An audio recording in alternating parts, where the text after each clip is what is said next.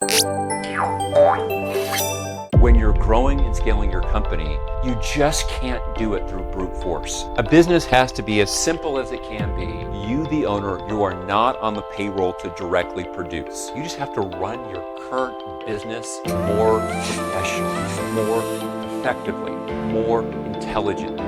Maui Mastermind presents the Business Coach Podcast, answering your questions and providing real actionable insights for building a better, stronger, more profitable business without sacrificing your time, life, or freedom anymore.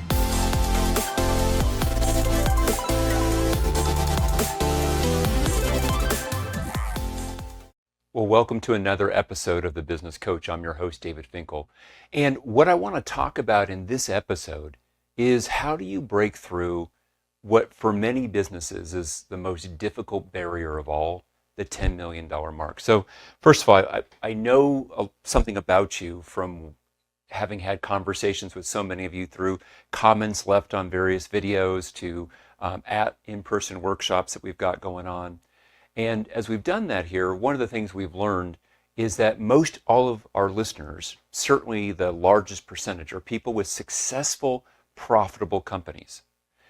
As such, the first barrier in business is breaking $1 million, right? Once you've hit profitability, that first barrier is $1 million, and how do you get past that? In most cases, most of our clients, most of the listeners and viewers of this particular podcast, they've already blown through that $1 million barrier of revenue. And as they go further than that, what they're looking to do is to continue to scale their company upwards. And the next major barrier is a much tougher one for a lot of businesses, which is what I'll call this $10 million barrier. Now, that $10 million is an arbitrary number. For some companies, they hit this barrier at roughly $5 million in revenues. For others, it might be $15 million in revenues. Certainly by 20 million, almost every company has hit this barrier if they haven't hit it already. So it's more of a band than a direct number right at the $10 million. I don't want to freak you out. We've got a construction client of ours that last year they had come right up to like $9.8 million in revenue. This year they're going to be over 12 million in revenue. But I didn't want to freak them out by making up a barrier that's not there. So the distinction is not exactly at 10 million. But that gives us an organizing principle. And I'm going to share some stats with you. And I think this is important. So out of 100 businesses that start, only 5% of businesses ever break $1 million. Only 5%. So it means that if you started your business yesterday, statistically speaking, you've got a 1 in 20 shot of breaking $1 million in revenue in the business. So that's not what we're focusing on here today. We're saying of this 5% that do break it, only 1 in 5 of those go on to break the $10 million barrier. So another way of saying that is 1% of all businesses in the U.S., statistically speaking, and again, your business is not a statistic, but there's useful information in the statistic, 1 out of 100 businesses will ever break $10 million, according to 2022 numbers. That's the best research that I've got from those sources. So as we go around that here, what does that mean? Considering that there is roughly 33 million or so businesses in the U.S., of which about round numbers, 1.4 million of them break $1 million, of which that means that roughly 300 to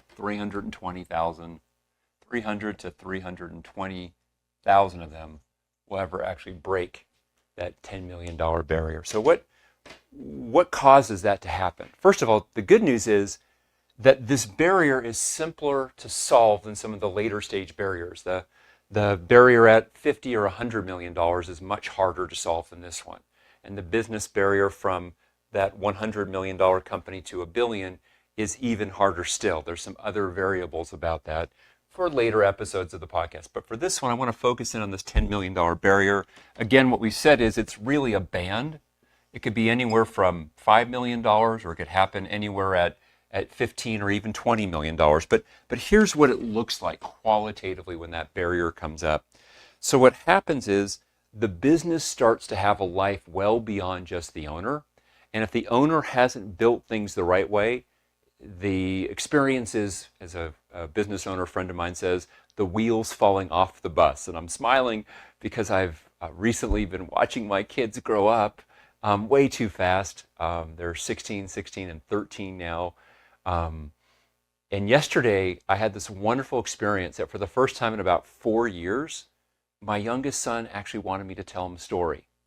That hasn't happened for a long time, and I was in daddy heaven. I don't even get to say daddy at home because my kids look at me like I'm a freak. I have to say dad or father. But yeah, I was in daddy heaven.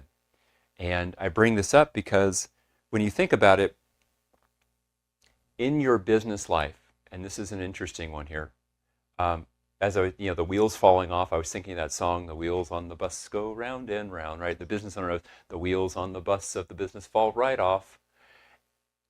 Here's the point.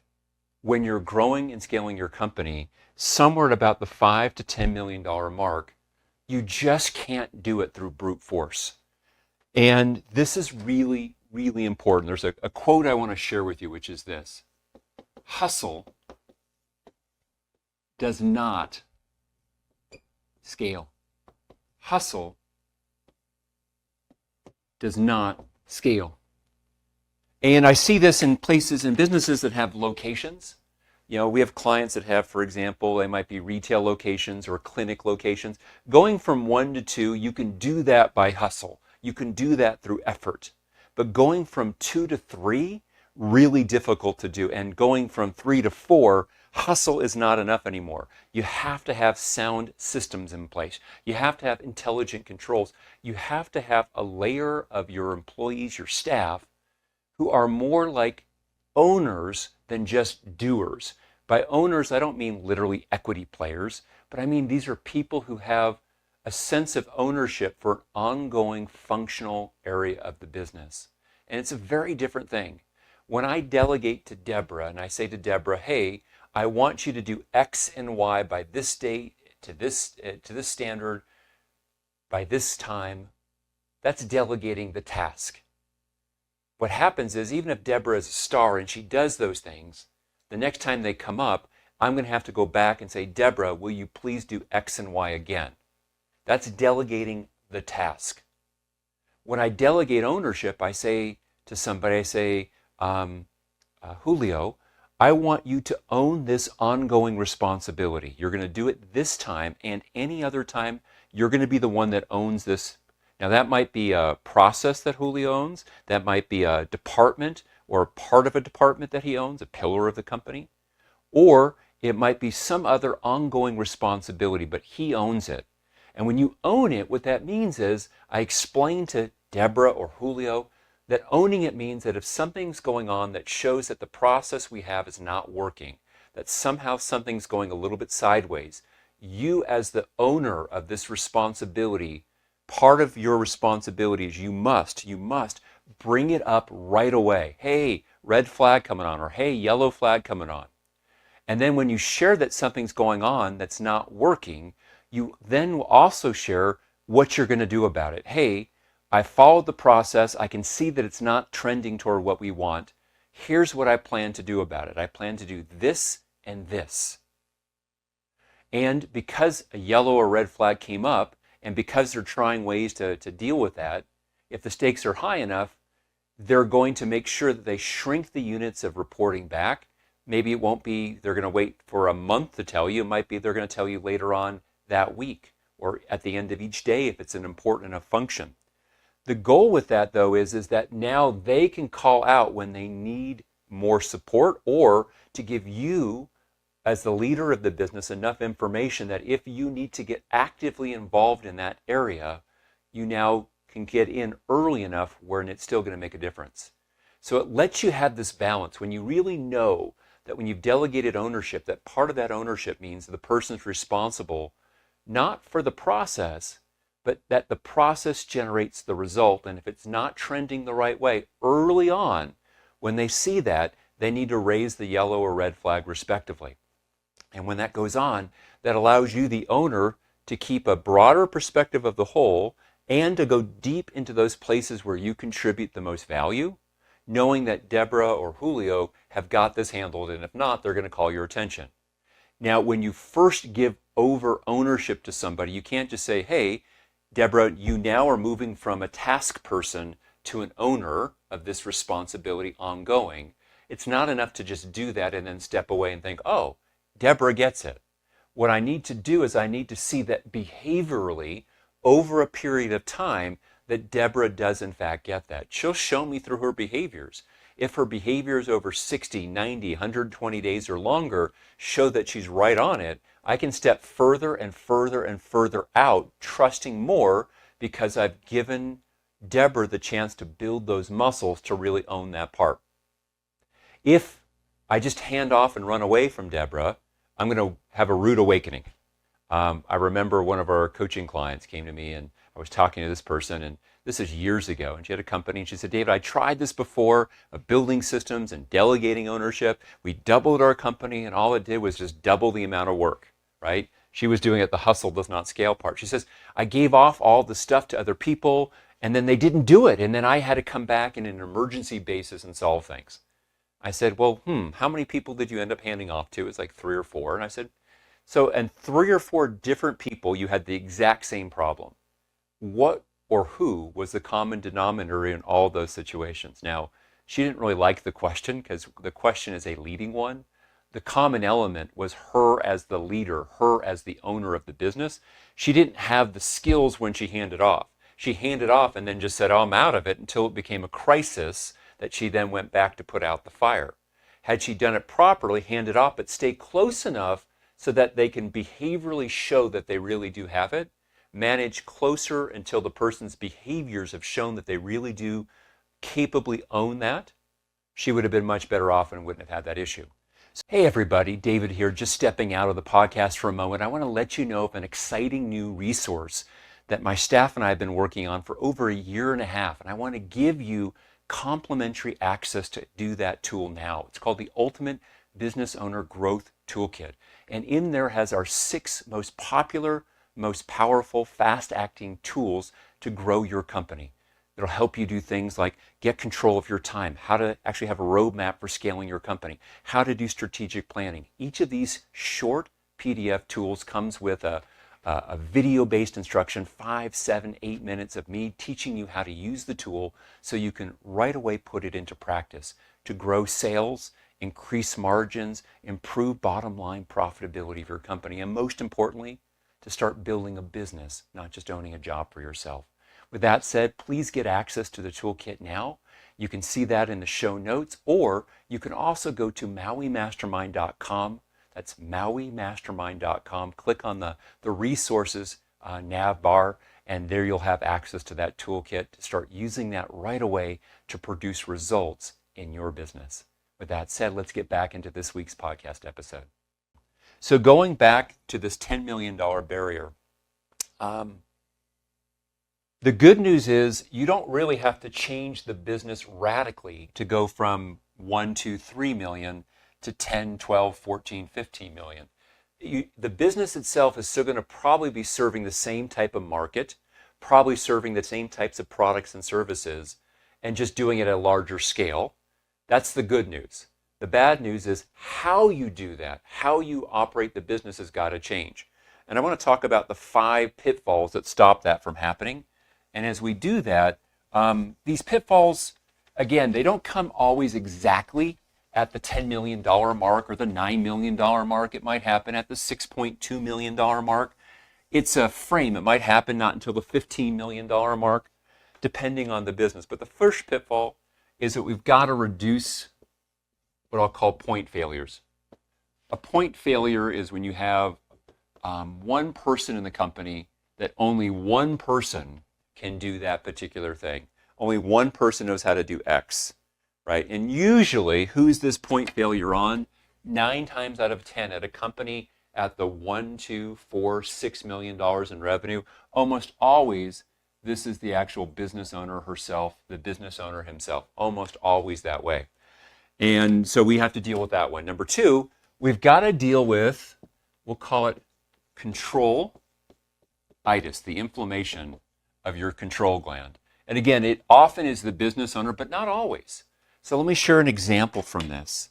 One of the clients that's just a joy to work with, he owns a medical company, and he has been scaling. He's going to probably, I don't think he'll break 10 million this year, but next year he'll break 10 million. I'm pretty darn confident with that. I think this year he'll end up 7.5, 8 million-ish in revenue, and that's wonderful. But as he's done this scaling up, what he's discovered is that he's got a team member who is finding it really hard to go along with this journey. And this particular team member, she wants to hold on to control. And so this control-itis does not just affect the business owner, but it affects what I'll call the key people in the business.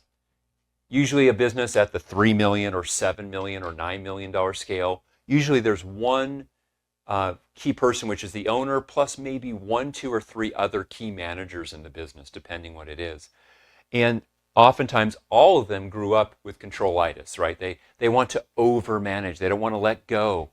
And they might have had issues like I shared with the earlier client who, when she let go, she abdicated and then wondered why it all fell to crap. And then she had to rush back in and put all the fires, right? We're talking about intelligently, progressively, systematically handing off, but staying closely enough involved so that the person you hand it off to shows through their behaviors, not through their words, but through their behaviors, that they in fact can and do have it handled.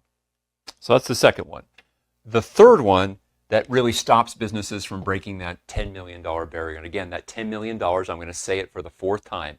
It might happen earlier, it might happen later, but somewhere around about that $10 million level, right? Going from that second to that third to the 4th location, you're no longer going to be able to do it the way you did it before, which is that this greater volume and this greater business volume coming through there, what happens is this pressure shows where the systematic, I'll call this the systems, start to leak and even burst. So this extra pressure from the actual volume of business coming through. It used to be we had 10 leads per day. Now we have 25. Used to be that we had 30 sales calls going on per week. Now we have 78. It used to be that we would onboard 100 new clients a month. Now we're onboarding 280 new clients per month. Whatever the numbers are, they've gone up, they've doubled, they've tripled. And what happens is the old systems we have start to spring leaks. Or even worse, they completely break down and burst, the burst pipes that we would talk about. And what that does is it sucks back in all the attention to fix the leak or to fix the burst pipe. And the business had all this momentum, and then it loses the momentum. It had all this momentum, then it loses the momentum. And this kind of becomes almost like an ocean tide. And the business grows up to 7, 8, 9 million, comes back down to 5, 4 million. And then it scrambles back up and earns its way back to 9 million, and then it has the same issues coming up with that part. A piece of that is caused by the 4th pitfall or stumbling block there, which is what I'll call too great complexity. And what do I mean by too great of complexity in the business? Well, what happens is a business has to be as simple as it can be and still handle the pragmatic realities of it. I shouldn't create complexity for complexity's sake. And I see this, what happens is the owners have, especially they have this experience where they have some burst pipes and they start going on a major redesign kick. And they start to redesign parts of the business, processes and procedures and workflows. And what they do is they think the best way to defend themselves from leaks and bursts is to put lots and lots of wrapping around things. Like you can almost take like the pipe burst right here, so I'm going to wrap that really well when I put the new pipe in. And that's not how you prevent leaks. The way you prevent leaks and burst pipes is you reduce systemic pressure. To do that requires more sanely designed systems, not more bulky systems. So the owner comes in, they said, this is the point where it failed last time. I'm going to create really good processes around that. And they over-design. They make it overly complicated. And so in theory, what they've designed works, but in the practical reality of the trenches of your business, it doesn't work. And I've seen that with business owners who create these amazing, for example, I have one business owner I'm thinking about that had an issue with his sales force. So he created this really, really complex, rich sales incentive program. And it was so complicated that he didn't even know what the unintended consequences were. And it actually hurt his sales team's performance, didn't help. He overcomplicated it, right? You have a burst pipe or a leaky pipes and you think, I'm going to fix it by over-engineering a solution. And that's not what we want to do. Generally speaking, when you do redesign, which is a good thing, you want to make the new system simpler. How do we go from, rather than having 5 people from different departments touch this, how can we make it all happen with 2 people from different departments, or even 1 person from 1 department handles all of it, right? We want to simplify so that the potential point failures, we've reduced them down so it's not so complicated, which leads us to the final one that I'm going to share here right now. Actually, this should have been number 4. Number 5 is what I call the handyman house. And yeah, this is one I can smile with. So right now, our family, we found a great long-term lease of a house where we live in our town. And we picked it up, and it was over a 10-year lease. And we tied it together so we had the lease end basically a year after our kids are going to graduate from high school, all 3 of them. And then our plan is to remodel a condo we have in town. And that's going to be our home base. And we're going to start doing some travel, my wife and I. That's our plan. Now, I smile as I say that because who knows what's going to happen.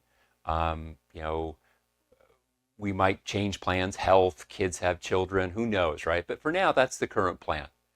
And so the house is a great location. It's within 1/3 of a mile of all the schools the kids went to, so they could walk there.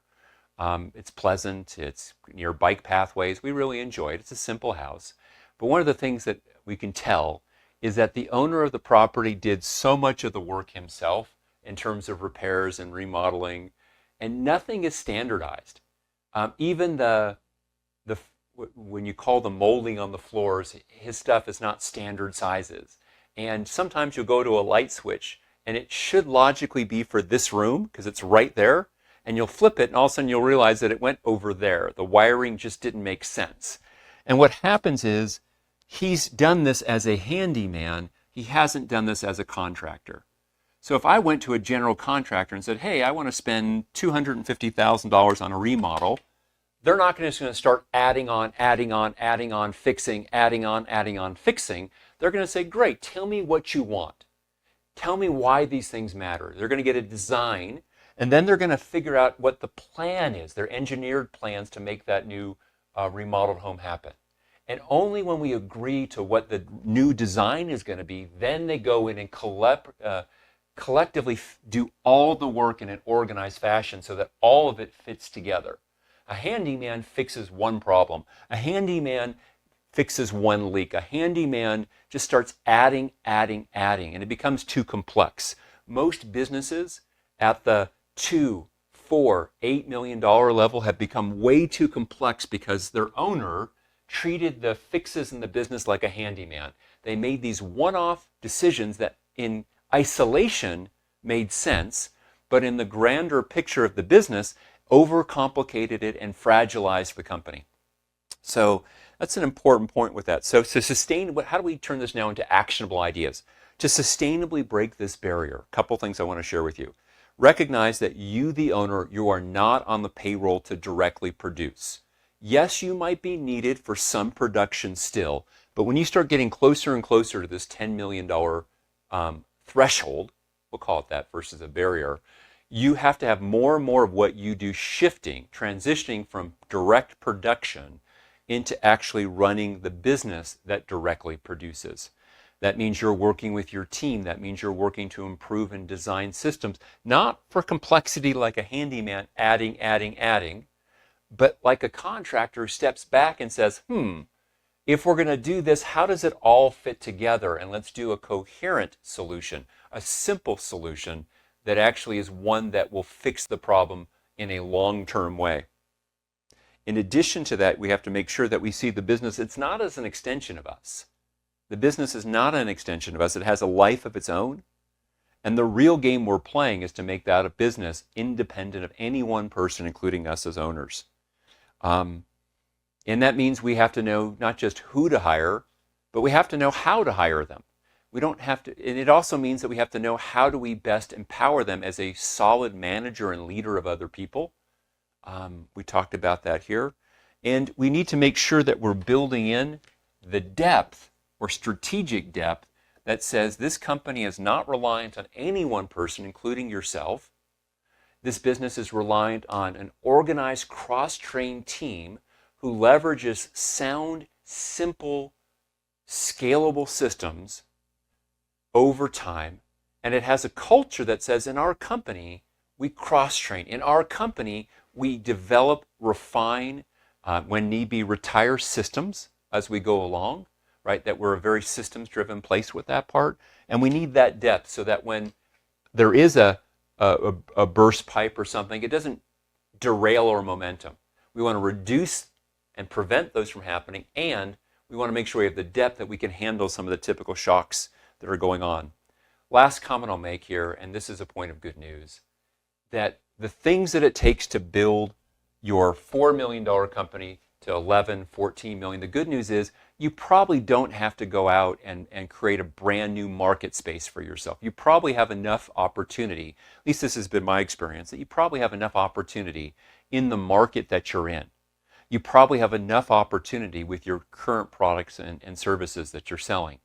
Now you might want to even shrink the market that you're serving or shrink the number of products or services that you carry and produce. That's a common thing. Somewhere when you go from 12 or 24 or $84 million and you want to break through that $100 million barrier, oftentimes you do need a bigger market space to play into to just have that. Sometimes that's geographical, sometimes that's the size of the demographic market space that you serve. It's not bound by geography. But in the case of a $10 million threshold, rarely do you have to. You just have to run your current business more professionally, more effectively, more intelligently. Really, like you're treating it like its own separate entity that you work with versus a reflection or an extension of you, the owner. All right. Well, I want to say thank you for joining me for this week's episode. I want to give you one last coaching takeaway, which is this. Look at how you're running your business. Are you throwing hustle and effort and brute force at times when a little bit more creativity, a little bit more discipline, a little bit more simplification would do more? And are you delegating ownership of functional responsibilities, or are you a taskmaster, doling out different tasks to different people in the company? And how do you make sure you grow your ability and effectiveness to hand off functional ownerships of ongoing responsibilities? Thank you, and I wish you every success as you scale your company. And if there's any way we can help you to do that, please feel free to reach out to our company.